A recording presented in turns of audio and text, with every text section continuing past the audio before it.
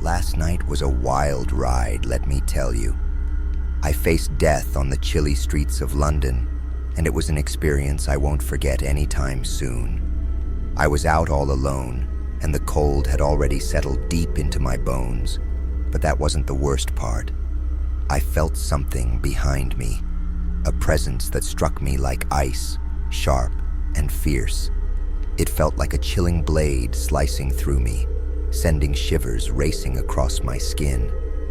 When I made the choice to take a lonely alley instead of sticking to the well-lit street, I immediately regretted it.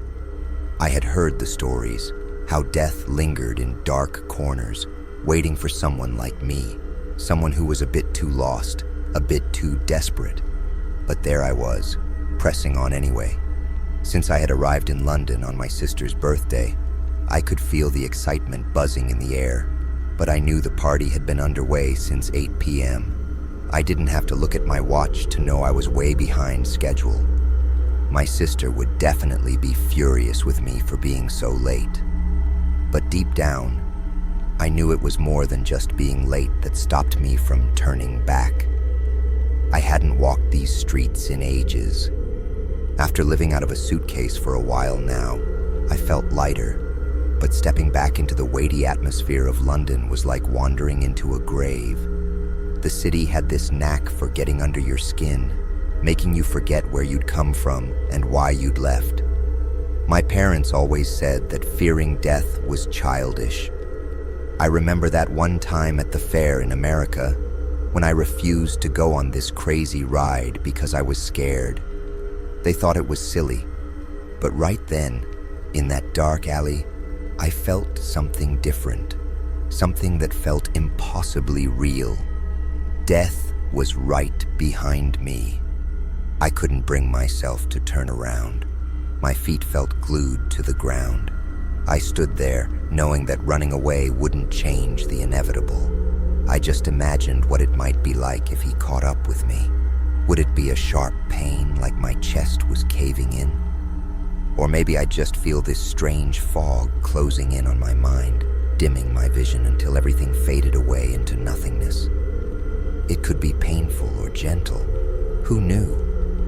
I stood frozen, trembling as I felt him getting closer. That icy presence was tangible, creeping up on me like a predator waiting for its prey. I couldn't help but think of all the moments I let slip by, the friendships and opportunities that passed me over because I held back. I always worried about what others thought of me and didn't think about what I wanted. Time was running out, and I realized I had to choose who deserved my time before it was all gone.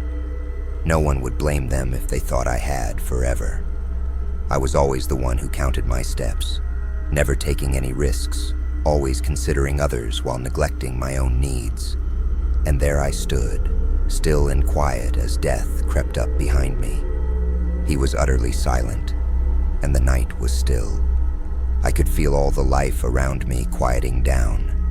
Crows and stray cats were already paying their respects, disappearing while he hovered at my side. I could sense him watching me, his presence as strong as a shadow. It felt intimate, yet frightening.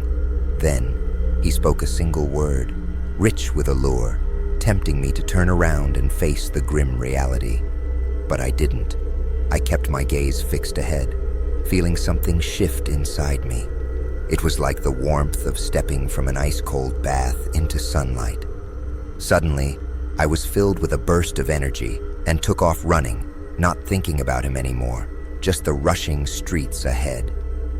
I kept telling myself I was running late for my sister, even though I knew the truth wasn't just about being tardy. I wanted to escape the weight of what was behind me. My breathing came hard, echoing in the dank night air as I stumbled over cobblestones and gaslights flickered through the thick fog. What is happening? I thought, feeling a wave of cold terror washing over me. This wasn't what I expected. I had heard others describe that paralyzing fear that made you feel so small. I thought I knew terror, but it was so much deeper. It crashed over me like waves, one after another, choking me with panic. What was I doing? I couldn't outrun death. It was absurd, And yet there I was. I kept my eyes on the ground, thinking about the mud splattered on my dress, wishing I hadn't looked down.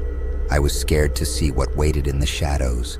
The presence was back, but it didn't make any noise. No footsteps behind me, no breath, just that palpable feeling of him closing in. I avoided looking up. I could sense him so close it made my heart race. Could he feel my fear? I let my fingers grip the fabric of my dress tightly, wishing I could vanish into the darkness.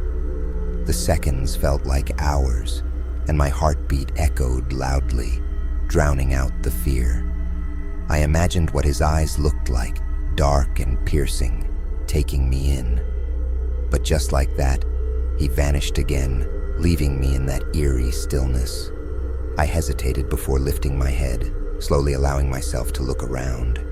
The street was empty now, fog curling through the dim light, and somehow I managed to take a step forward.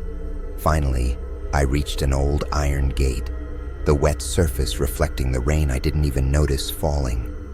A footman stood by, in a crisp coat, looking sharply at me before he swung the gate open.